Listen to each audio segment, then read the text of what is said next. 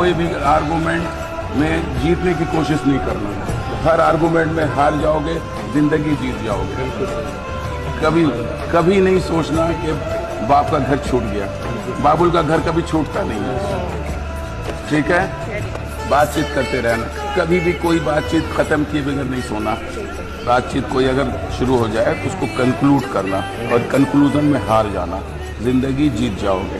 अच्छा, और हमें कोई गम नहीं है आपकी विदाई का। रोना धोना बिल्कुल पसंद नहीं है। मैं वो बाप हूँ जो ये कहता हूँ कि लोगों को रोता देखकर मैं रो दिया।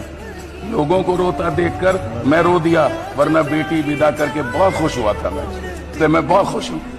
ये सिलसिला चला बस।